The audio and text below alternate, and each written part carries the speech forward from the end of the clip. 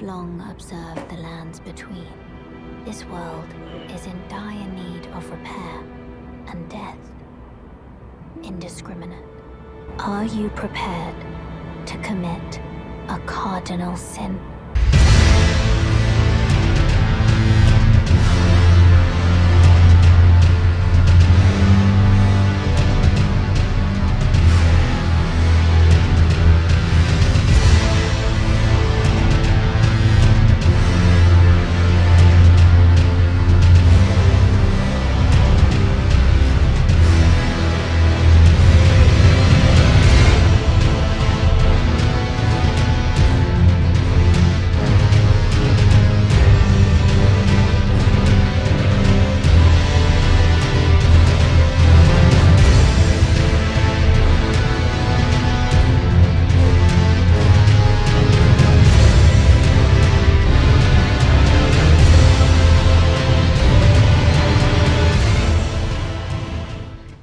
Hello everybody. I know it's kind of been a while. I've actually been busy making this video for you. Sorry I'm not cranking out low effort PvP videos anymore.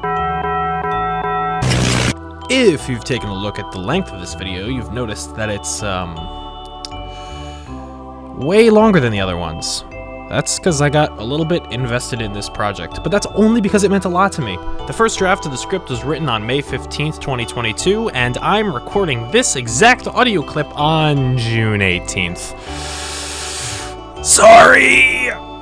But you can't rush perfection, and perfection is what this video fucking is. So you better get ready, you better buckle up those fucking pants, you better fucking tie your shoes and take a poo.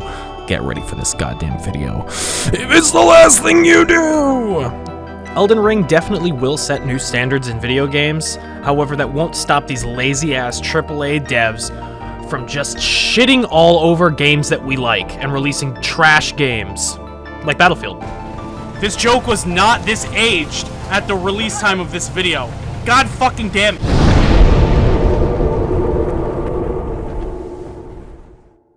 Elden Souls gives you something that you've never had before in a Souls game, which is a map. And as long as you aren't in combat, you can teleport to any gray site in the game for free. Now, in previous games, you would have to be at a bonfire to travel.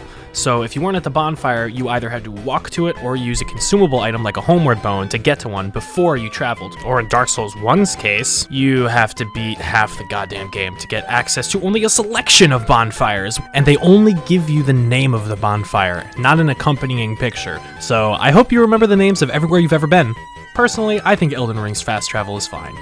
Now, it's not like the map is just instantly accessible for you.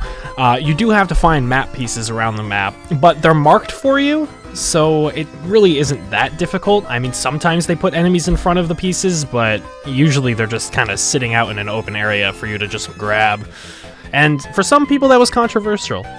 I don't know why. It just seems sensible to have a way of seeing where you're going. That's just my opinion, though. Don't crucify me all at once. And what's funny is that somehow the addition of a horse is less controversial than a map.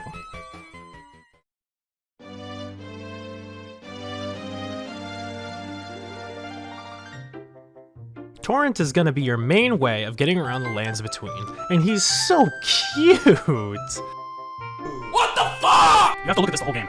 When riding him, you can sprint, you can double jump, and you can attack. But wait, there's more! Torrent is also super useful at getting you through areas that you can't normally walk in without getting poisoned, such as, I don't know, the fucking 80s scarlet rot swamps that Miyazaki decided to put in. Come on, man! But anyway, I don't know, the only criticism I really have about Torrent is that horse combat's kinda iffy. Let me explain why. My character is a mage build, and I don't know if you've tried to use mage builds while riding a horse, but it's kind of awful. This is because you can't swing your right-hand weapon and use your left-hand staff at the same time. You have to swap between both of them, the same way you would swap if you were going to two-hand the weapon. So really you have to two-hand your magic staff just so you can cast spells. And you cast it using the right bumper, even though it's the weapon that I'm holding in my left hand. So it's just a little bit confusing, but once you get past that, it's not that bad. That's not a cope, I'm serious. But yeah, other than those two little problems I have with Torrent, honestly, he works great in the game, and he fits in very well in Elden Ring. Jumping off of him into a group of enemies and just slaughtering them all is pretty awesome, and it makes you feel like you're in a game trailer. Another excellent addition to Elden Ring is the crafting system, which in my opinion is awesome. There's so many little things to pick up around the world that I never really valued them that much until I realized how much stuff you can actually craft in the game. There are 59 cookbooks with multiple recipes each, as well as wet blades to upgrade weapons, perfume bottles to buff and do damage, cracked pots and ritual pots, and more items with unique effects. There's so much in this game, it blew me away on my first playthrough. The only problem I really had with the crafting system is that you don't need it. Like, at all. You can beat the entirety of the game without crafting once, but crafting does make it a lot easier. I found it most useful for getting that last little burst of damage that you need to beat one boss that's been giving you trouble. Or maybe craft yourself something that cures you of poison. Or turn yourself into stone if you wanted to, I don't care. I am doing a rune level 1 playthrough, and let me tell you, crafting is way better on those underleveled characters. In all, I really only used it a couple times when I needed some damage boosts or just wanted to mess around with it, but something I never used once in the entirety of my playthroughs was summoning.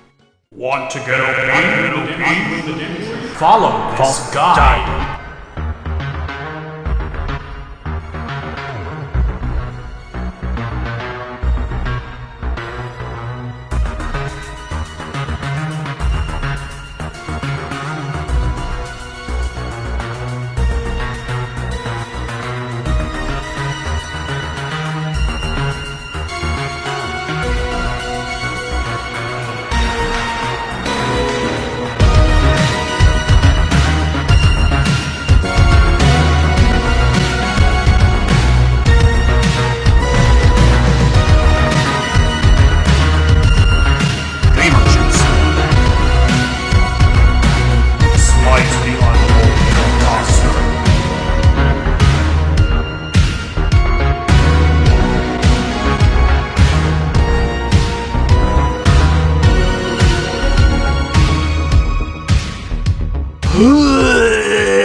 Well, we're here, and now that we're here, I guess we have to talk about the thing that everybody's been waiting for me to talk about the entire time.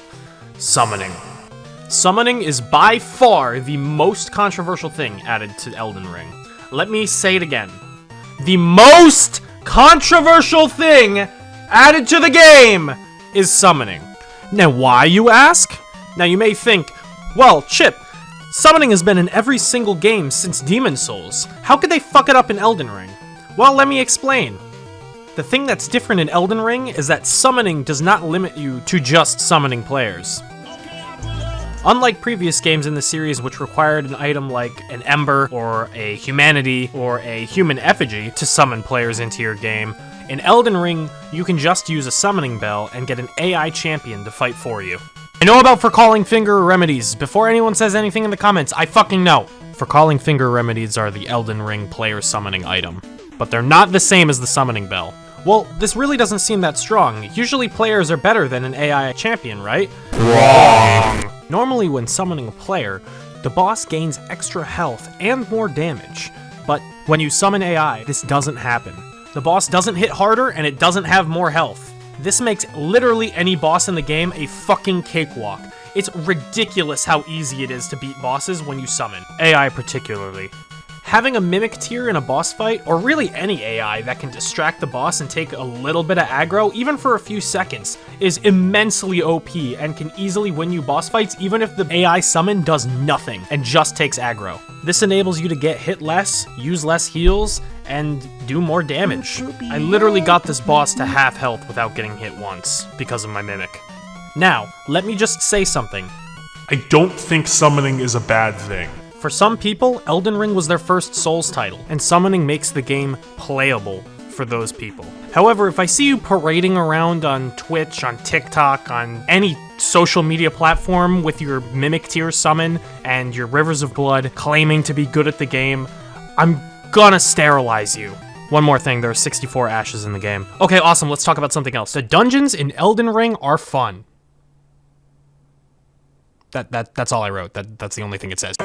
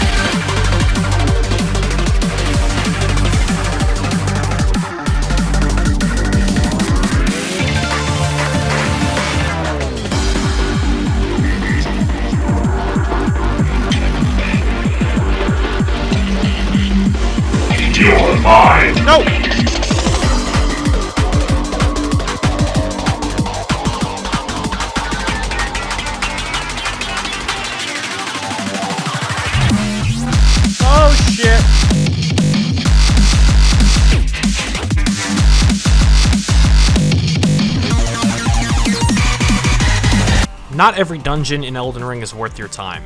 And that's kind of my only real issue with it. Like, I could end this segment right here, but I actually kind of want to talk about it for a minute. And in case you're wondering what this dungeon gave me, well, here you go. You what? Oh, yay, I really wanted a fucking summon. Yeah, that's so cool. That's what I wanted. Shit took me 15 minutes all for a fucking summon. Check this dungeon out. I have to go look for it behind a flower that's shooting poison mist in the middle of nowhere on a map, and then I emerge from a huge cavern and there's a giant monster that shoots rocks at me. And then I can go to the other side of a mountain and go into the opposite side of that cavern. How cool is that? Typically, dungeons are found by looking for one of these weird hunchback dudes, and then their little cum stream points towards the dungeon door. I don't really want to spoil that many dungeons for you guys, but I will say one thing. The one dungeon that I hated the most was the Ariza Side Tomb. I'll show you why.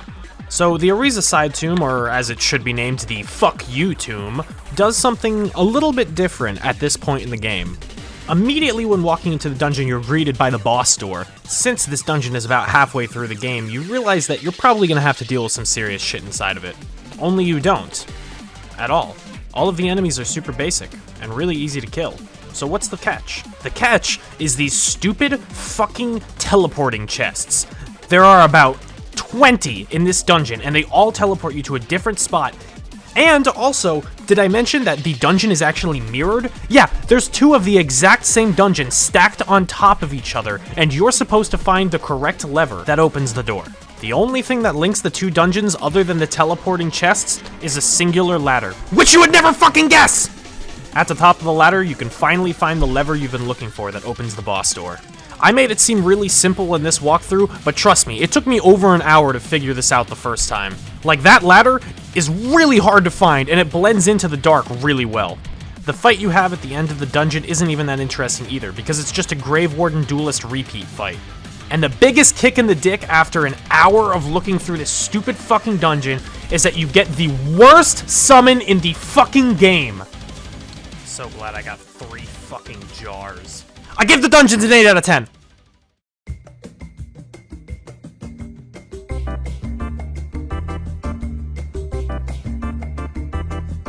Congratulations on getting through Chapter 1 of this long journey.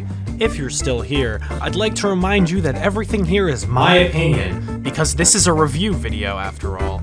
This means that we may not agree on everything, and that's okay! This entire video is made for entertainment's sake.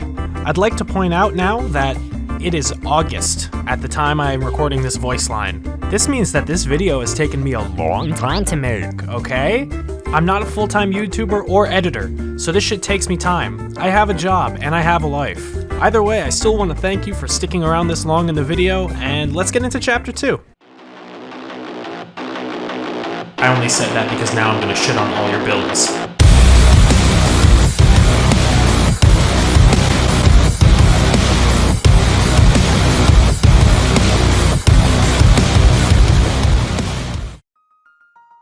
Something that's always separated Souls games from other RPGs is the ability to create a truly unique feeling build. Maybe you like to use huge swords. Like me. Go to space! Maybe you like magic.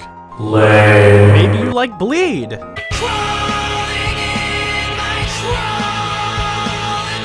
Maybe you like faith. Or maybe you like whips, scythes, 1 spear, 2 spear, red spear, a blue spear, daggers, sticks, stones, bones, Italians, katanas, tenderizers, lobotomizers, death blighters, fist fighters, butt slamming, lightning ramming, not spamming. Yes, there is something for everyone, and I didn't even mention everything. But yeah, my biggest problem with builds in Elden Ring isn't even a problem with the game.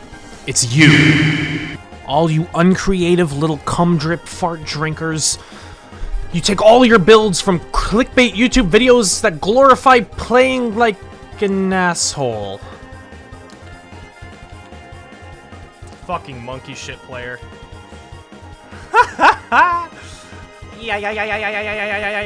You know, I'm starting to think that I'm part of the problem. However, that teabagging wasn't unjustified. Look at this guy. Look what he does. First, I 2-hit his summon, and then...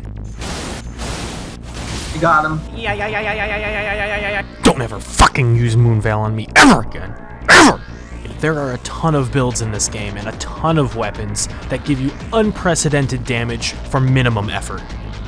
The biggest reason behind so many builds being so overpowered is something that was in Dark Souls 3, but wasn't really implemented to its full potential until Elden Ring. Ashes of War.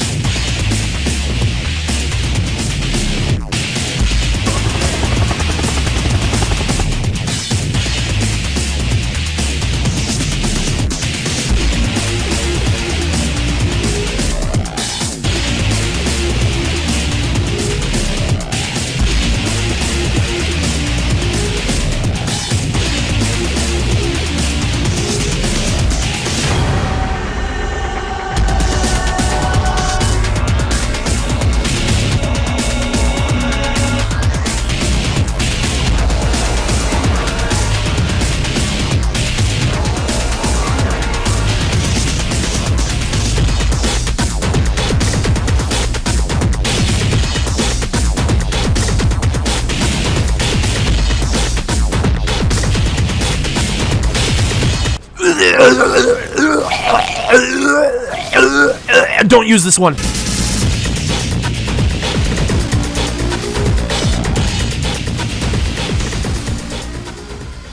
Ashes of War are kind of a double-edged sword to me, and I'll explain why.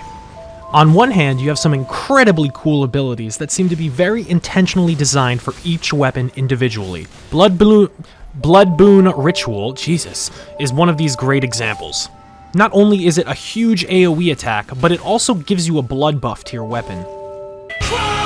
Alright, I won't do that anymore. But each Ash of War is not exclusive to one weapon, and that's where the OP-ness comes in. If you've seen any of my PvP videos, you know that I love the Ash of War Thunderbolt. It's incredibly easy to use, has a long range, and costs very low focus points.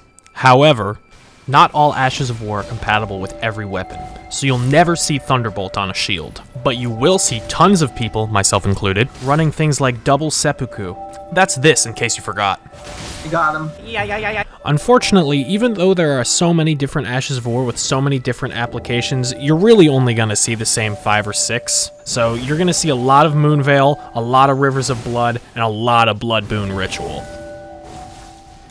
No fucking shot, he's got Rivers of Blood and Moonveil. Oh my god. Luckily, now that I'm finished talking about boring stuff like Ashes of War, now I can talk about mechanics. Oh man, alright, let's make this quick. Alright, so basically Elden Ring feels like Dark Souls 3 and Sekiro had a bastard child and that's it. Now, because of how consistent it is throughout the entire series, I haven't really brought up the stats menu at all. It's literally just like every other Souls game, except for Dark Souls 2, where they decided that rolling was a stat! However, one awesome thing that was in Dark Souls 2 that's also in Elden Ring is power stancing. Everybody wanted this, and they finally gave it to us in another game.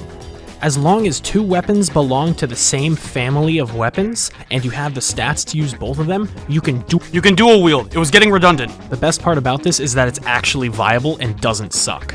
I'll complain more about builds when I talk about PvP, which is the last topic of the video. So you better fucking watch the whole thing.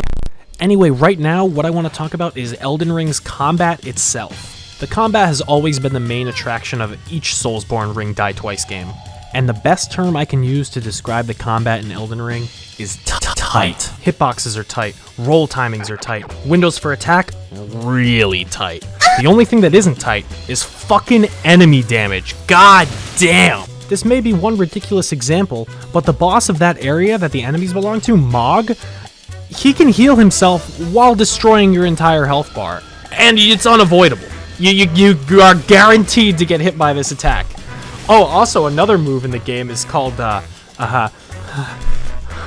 fucking waterfowl dance, which is an absolutely busted move that sucks and I hate it a lot, and I'm not going to talk about it until I talk about the foot fetish bait that is Malenia. Oh my god! She's fucking dead! But yeah, enemies do a lot of damage. Unfortunately, now that we've started talking about Malenia, we have to talk about the actual difficulty of the game. This is Chapter 3. Difficulty. Yeah, this is an entire topic. It seems pretty fucked up to not mention the thing that every Souls fan plays the game for. Yes, people do play for the lore, people do play for the weapons, bosses, area design, and PvP. But the thing people really play the game for is the thrill of winning.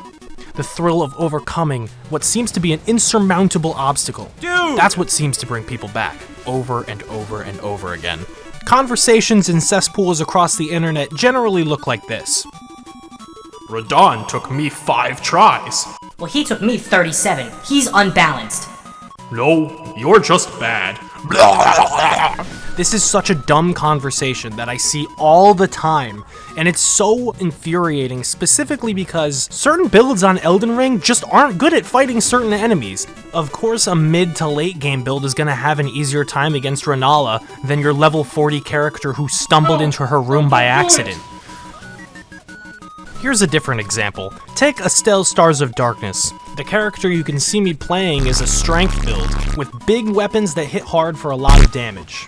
Problem is this dude is hitting me from halfway across the map, and I can't do anything about it. If I was playing my mage character, I could just snipe him from the other side with magic, fuck you, and have no issues doing damage to him. But instead I gotta get up close and personal and whack at his stupid fucking face, where he does 1,000 AoE fucking bursts and destroys my health bar in 2 hits. Fuck this boss. Anyway, not every boss is nearly this difficult though.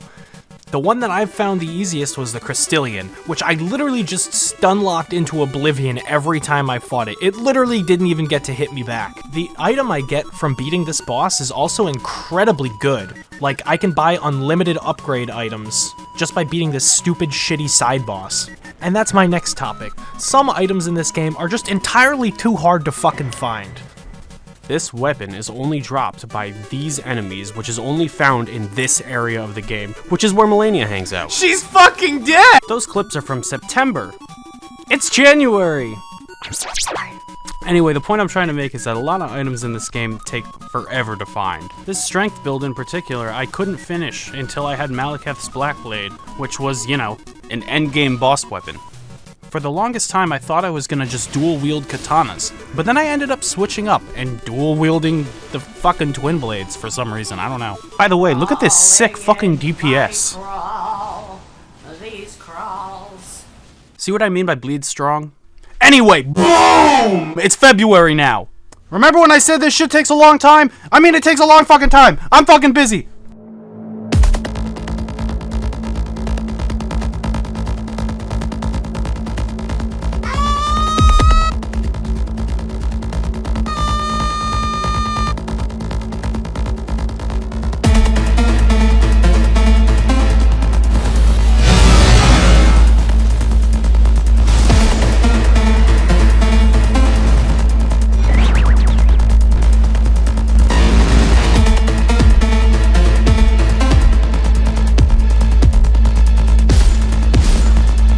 Fucking DLC got announced. Alright, I'm gonna be real. A lot has happened in a short period of time. If I sound any different, it's because I'm really sick. I've moved 2 times in the start of making this video. Wait, hold on. I now realize this video is gonna take me a long fucking time. Hi, it's me again. It's been a few days. I just realized I have to mention mods. I'll say it again. Fuck! I'll say it again. This video is gonna take me a long fucking time to make. Back to the topic. Alright, what were we talking about? I honestly forgot the topic. New Game Plus, yeah. It's okay. I don't know. It's just like every other game. Do I really need to talk about this for the whole Chapter 5, Lore. Fuck! Alright, I'll be honest. This is the make or break chapter. This is the chapter that, you know, if you liked this video so far, you might not like it anymore after this one. That's all I can say. It's not because this is something that I have bad opinions about, it's because it's gonna take a long time to talk about this game's lore. Okay? Okay.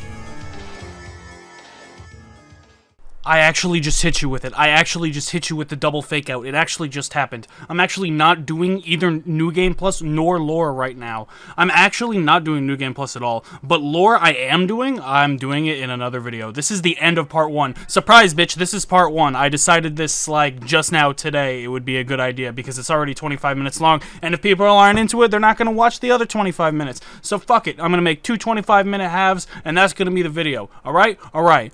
Prepare for part 2. It's gonna be finished when the DLC's out because the DLC got dropped eventually. It's gonna get dropped. It hasn't gotten dropped yet. Eventually it will. Anyway, the video's over. Bye!